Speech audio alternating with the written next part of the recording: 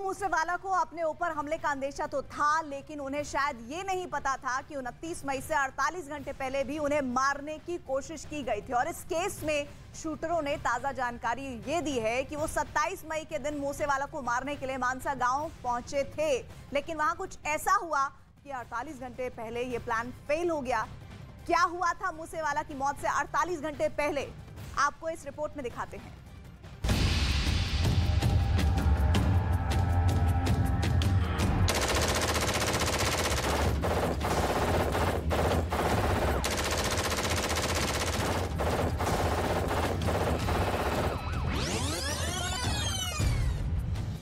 वो 29 मई की तारीख थी जब पंजाब के मानसा से आई सिद्धू मूसेवाला की मौत की खबर ने पूरे देश को सन्न कर दिया।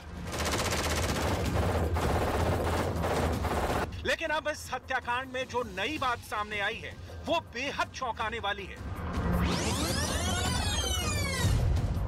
29 मई से ठीक 2 दिन पहले यानी 27 मई के दिन सिंगर सिद्धू मूसेवाला को मारने का प्लान तैयार था।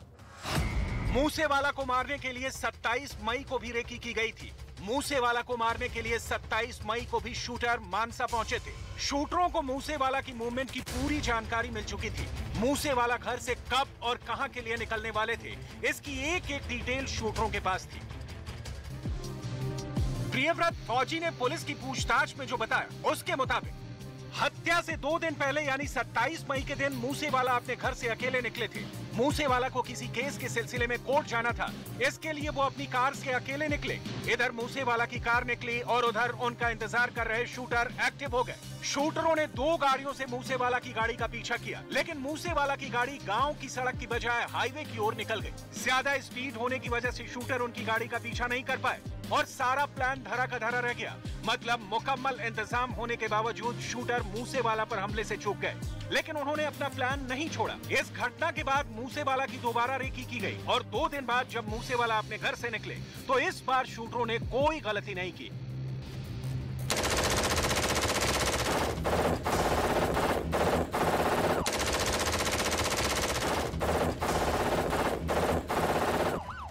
दो दिन पहले वाली घटना से सीख लेते हुए इस बार शूटर पहले से ज्यादा अलर्ट थे और सिद्धू की गाड़ी मानसा की सड़क पर आते ही उन्होंने टारगेट करके मूसेवाला को गोलियों से छलनी कर दिया।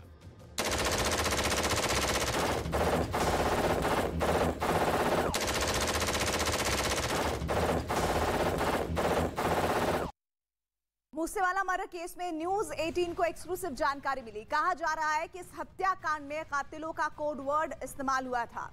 हत्याकांड में पैसों से लेकर हथियारों की सप्लाई के अलग अलग कोड वर्ड इस्तेमाल हुए थे। और यही नहीं, ये भी जानकारी सामने आई कि शूटरों ने हत्याकांड के लिए पुलिस की वर्दी पहनने का प्लान बनाया था। दिखाते हैं आपको ये एक्सक्लूसिव रिपोर्ट।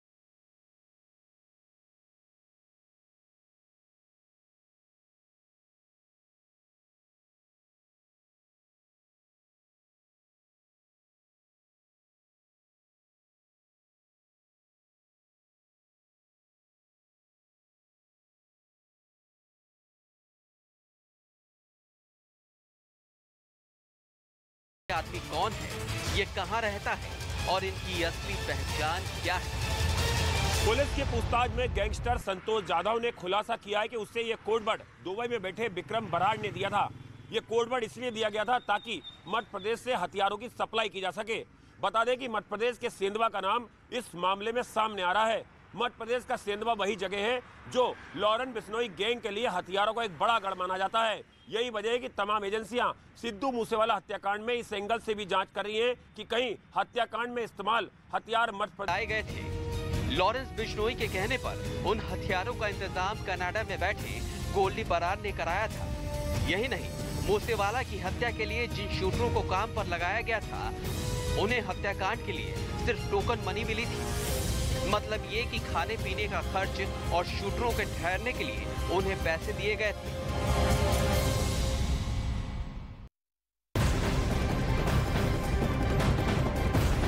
इस वक्त बड़ी खबर आ रही है।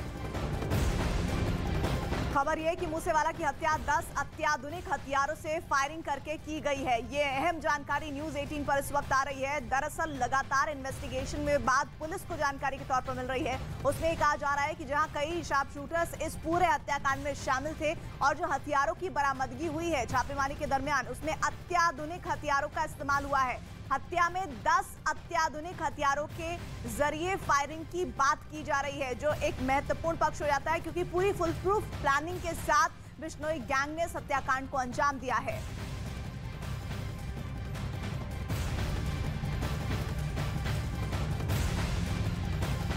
लॉरेंस बिश्नोई भले ही सलाखों के पीछे रहता था, लेकिन उसका गैंग देश के 5 राज्यों में फुल एक्टिव था। अपने गैंग में नई भर्ती से लेकर नए हथियार लाने तक का काम बिश्नोई जेल में रहकर करता था। मूसेवाला हत्याकांड की पड़ताल में जांच अधिकारियों को अवैध हथियारों के ऐसे कई सबूत मिले हैं जिसके तार इस हत्याकांड से जुड़ते दिख रहे हैं।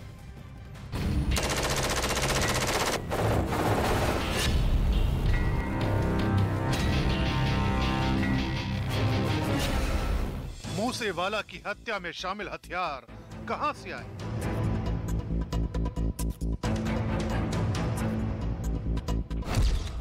हत्या में शामिल हथियार पंजाब तक कैसे पहुंचे?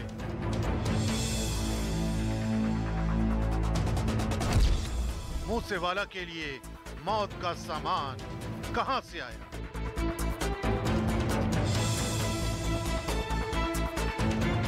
मूसेवाला की हत्या के आरोपी लॉरेंस बिश्नोई ने जेल की सलाखों के पीछे से मौत का सामान कहां से जुटाया? इसकी तहकीकात में बड़ा खुलासा हुआ है। पुलिस की माने तो लॉरेंस बिश्नोई गैंग के गहरे तार मध्य प्रदेश के सेंधवा शहर से रहे हैं। सेंधवा शहर के हथियारों का इस्तेमाल बड़ी बड़ी वारदातों में पहले भी हो चुका है।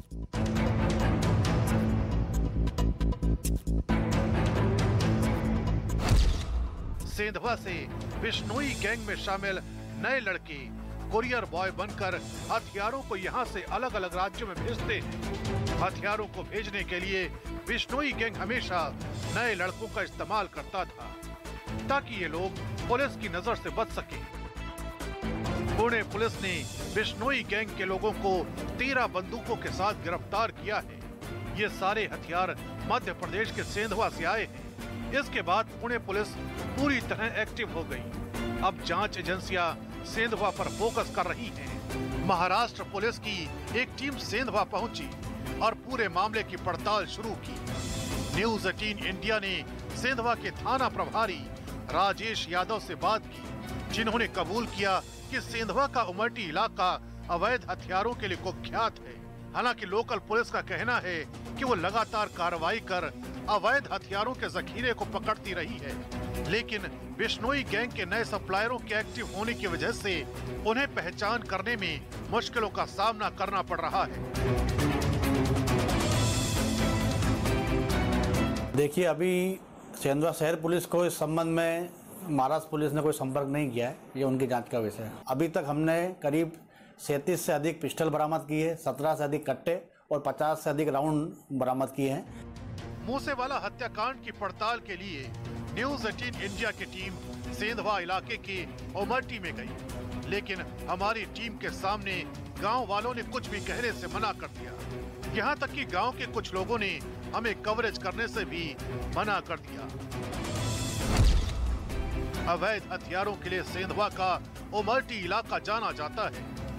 सेंधवा शहर में 2021 और 2022 में 37 पिस्टल, 17 देसी कट्टे और 50 से ज्यादा राउंड कारतूस जब्त किए हैं। उमरटी से जुड़े लोग और राजस्थान, हरियाणा, पंजाब, महाराष्ट्र के आरोपी भी गिरफ्तार हुए।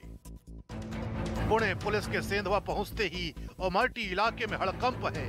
पुलिस यहां मूसेवाला हत्याकांड से जुड़े हर तार को जोड़ रही है ताकि असली कातिल को सलाखों के पीछे पहुंचाया जा सके।